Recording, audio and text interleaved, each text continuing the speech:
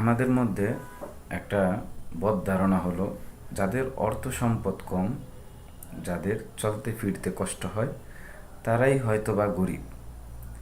কিন্তু রাসূল করিম সাল্লাল্লাহু আলাইহি সাল্লামের একটি হাদিস দ্বারা বোঝা যায়, সবচেয়ে গরিব মানুষ হলো ওই সমস্ত লোক যাদের একটা বদ অভ্যাস রয়েছে। বদ অভ্যাসটা কি? যারা অন্যকে নিয়ে গীবত করে, অন্যের দোষ চর্চা করে, পিছনে গালমন্দ করে, হ্যাঁ, সর্বদা অন্যকে নিয়ে লেগেই থাকে। কারণ এই সমস্ত লোক যতই নামাজ পড়ুক, ইবাদত বন্দিগি করুক, এগুলো একসময় তাদের সব বিফলে যায়। কীরকম?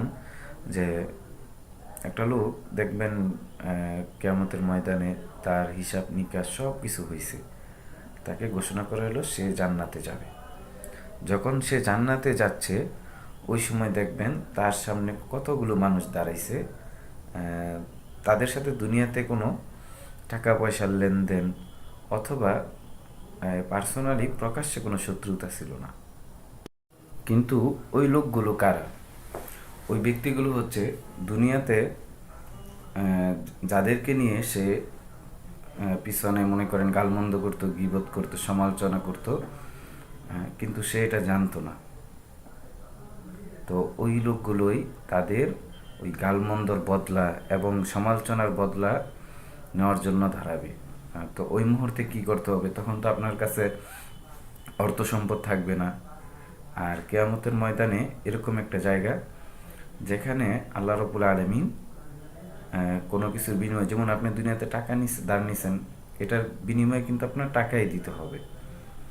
একটা সম্পদ নিছেন, সম্পদের পরিবর্তে সম্পদ। কিন্তু আখেরাতে হলো আপনি দুনিয়াতে যে সমস্ত অপকর্ম করছেন, খারাপ কাজ করছেন, আখেরাতে এগুলোর বিনিময়ে পরিশোধ করা হবে নেক দ্বারা বা সওয়াবের দ্বারা। তো তখন ওই লোকগুলো দুনিয়াতে যে তাদেরকে নিয়ে বদনাম করছে বা সে পিছনে কান কথা মানুষদেরকে বলছে, সে তার পরিবর্তে তারা দাবি করবে নেক আমলের জন্য। তো এই জন্য রাসূল করিম সাল্লাল্লাহু আলাইহি সাল্লামের বিভিন্ন হাদিস দ্বারা বোঝা যায় যে দুনিয়াতে সবচাইতে গরিব ওই ব্যক্তি যার গীবত করার অভ্যাস আছে, পিছনে মানুষের বদনাম করার অভ্যাস আছে, মানুষদেরকে নিয়ে সমালোচনা করার অভ্যাস আছে। তাই আমরা চেষ্টা করব এই জঘন্য, এবং রাসূল করিম সাল্লাল্লাহু আলাইহি সাল্লাম কঠিন নিষেধ করছেন এই বিষয়ে, এই জঘন্য কাজ থেকে বিরত থাকার জন্য, হেফাজত রাখার জন্য।